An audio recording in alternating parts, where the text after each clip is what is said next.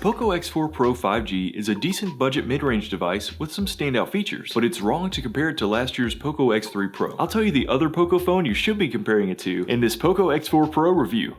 Here's a list of all the specs for this device if you want to pause and check these out. So is the Poco X4 Pro fast? Yes, at least most of the time. When I started reviewing this phone, it was very buggy, laggy, and just annoying to use. But a few days ago, it received an update to its MIUI 13 operating system, which fixed most of the issues. Its Snapdragon 695 processor can handle my everyday web browsing, YouTube, social media, and podcast listening easily. And I don't really find much to complain about, even with a few remaining stutters and lags. Unlocking with Face ID or the side-mounted fingerprint scanner is quick as well. Gaming's a different story. I tested out the model with 8 gigs of LPDDR4X RAM and 256 gigs of UFS 2.2 storage instead of the cheaper 6 gigs of RAM, 128 gig storage option. And it has typical benchmark scores in line with other lower budget devices, so it can play games like Genshin, PUBG, Call of Duty, and Asphalt. But you won't be able to play at any high or even some medium detail settings in demanding games, or reach frame rates that would take advantage of the X4 Pro's great screen. Speaking of the screen, is it big and bright? Yes, the screen is one of the best features about the X4 Pro 5G. It has an OLED display with a peak brightness of 1200 nits, making outdoor viewing no problem. A fast 120Hz refresh rate and a 360Hz touch sampling rate to keep things feeling responsive, unless of course you're playing graphically intense games. It's a large 6.67 inches with a full HD Plus resolution of 1080 by 2400, so things look nice and sharp. There's also Gorilla Glass 5 here to help prevent deep scratches and shattering. The only problem I noticed is a little bit of a purple shift at the top of the screen that's only visible at very low brightness. It's not a huge problem, just something on my unit. If this video has been helpful so far, please give it a like, and thank you for that. Does the battery charge quickly and last all day? Yes. With 67-watt charging from the included charger, the Poco X4 Pro takes around 45 minutes to charge the large 5000 mAh battery from 1% to full, which is fast enough for me, but that's not the impressive part. Since Poco went with a lower-end Snapdragon chip, what this phone loses in performance, it makes up in battery life. And I typically got between 2 and 2.5 days out of a full charge with this phone. That's just my normal use with even some gaming and taking a lot of photos. Is the Poco X4 Pro 5G reliable? Let's just say it's reliable enough. Besides the major bugs and lags prior to the MIUI update, I don't have any major issues in terms of Wi-Fi, network data, or voice usage. And this is actually the first time with a Poco or Xiaomi device where I've used the stock launcher for the review, partly thanks to finding MIUI's double tap to lock screen option, which you won't find in the settings if you simply search for the terms double tap or lock like a normal person would. That only brings up the double tap to wake or turn off screen when device is locked option. By the way, that's quite a mouthful for an option name. Instead, you long press on the home screen, select settings, then more, then at the bottom you have the option to double tap to lock the screen. The fact that it looks like this option has existed at least since MIUI 12.5, and it took me this long to discover it, speaks to some of the unintuitive parts of Poco's MIUI for Poco flavor of Android that ships with the X4 Pro. It's not a bad OS, but I've had more issues with it than something like Samsung's One UI or stock Android from the Google Pixel phones. I would probably give up and just use a third-party launcher like Hyperion or Nova if I was planning on using this device long term, since the Poco launcher still won't let you use folders in the app drawer, and it's missing some other customization options as well, even though using a third-party launcher here means giving up gesture navigation on the X4 Pro 5G. Real quickly, if you're wanting to use this phone on US networks, you're in luck, as long as you're looking to activate it on T-Mobile or a T-Mobile MVNO like Mint Mobile or Red Pocket. The X4 Pro is compatible with the T-Mobile network and voice over LTE, and both Red Pocket and Mint worked well during testing. Unfortunately, compatibility with Verizon or AT&T is unlikely. The camera's just okay. Don't be fooled by the 108 megapixel spec of the main camera. It's not bad, and it can look pretty good, but it can't handle night shots very well, and there's no 4K video recording on the Poco X4 Pro. In fact, you're stuck with a max of 1080p at 30 frames per second. The selfie camera's even worse, but it is usable. And who cares about the other cameras? Because they're really just not worth using. If you want more info on the X4 Pro's camera and how to get better photos, please check out my Poco X4 Pro camera test, linked in the description and at the end of this video. Audio is actually really good. These are perhaps my favorite stereo speakers on a device in this price range. Nice and loud, just lacking in the low frequencies.